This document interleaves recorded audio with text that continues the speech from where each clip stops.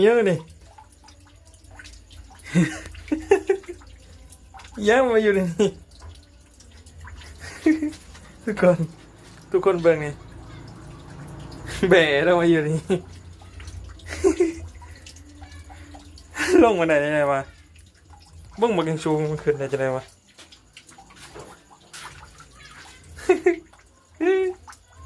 โอ้ยกับน้ำท่วมหัวตายเปียกน้ำนั่งซอยมันก่อนกำลังชิมา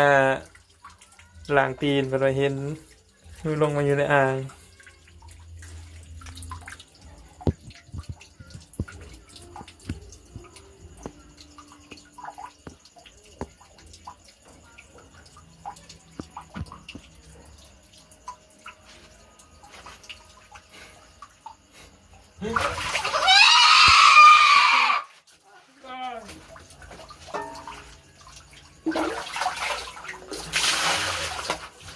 แม่เขาว่าอยู่นี่